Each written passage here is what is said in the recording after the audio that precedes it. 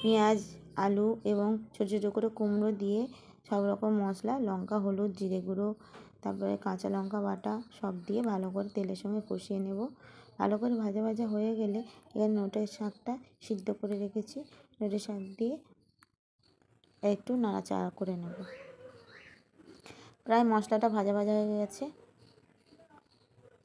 এবার নোটের শাক কটা দিয়ে দেবো, দিয়ে নাড়াচাড়া করে চিংড়ি মাছ কটাও দেবো, আলু সিদ্ধ করা ছিল আলু দিয়ে দেবো। প্রায় নোটের শাকটা হয়ে এসছে, একটু ফুটিয়ে নামিয়ে নেব। দেখো কমপ্লিট। কেমন হয়েছে অবশ্যই কমেন্ট ও সাবস্ক্রাইব করতে ভুলবে না। তারপরে এটা হলো মাছের ঝাল। পেঁয়াজটা ভালো করে ভেজে নেব, নিয়ে আদা রসুন পেঁয়াজ, এতেও লঙ্কা গুঁড়ো, হলুদ গুঁড়ো আর প্রয়োজন মতো আর একটু তেল লাগলে আর একটু দিয়ে নেব, নিয়ে আর একটু ভাজা ভাজা করে নেবো। এখানে কই মাছটা ভেজে রেখে দিয়েছি।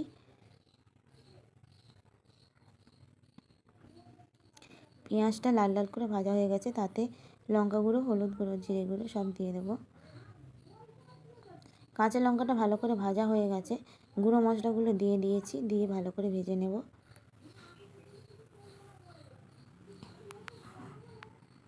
অল্প পরিমাণ জল দিয়ে আর একটু নেড়ে চেড়ে নেব। তেলটা ছেড়ে গেলে পরিমাণ মতন জল দিয়ে দেবো। তেলটা ছেড়ে গেছে প্রায়।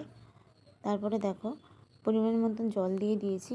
যেটুকু আমি ঝোল খাবো বা একটু ঝোল ঝোল খাবো সেইরকম পরিমাণ, যে যেমন খাবে, শুকনো খেলে অল্প দেবে আর বেশি খেলে একটু বেশি দেবে।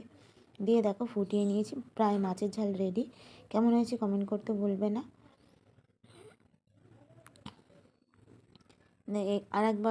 আর একটা রান্না দেখিয়ে দিই। পেঁয়াজ, আদা রসুন ভেজে নিয়েছি, লঙ্কা গুঁড়ো, জিরে গুঁড়ো সবই দিয়ে দিয়েছি। দিয়ে সয়াবিনটা সিদ্ধ করা ছিল, একটু নেড়ে চেড়ে দেবো।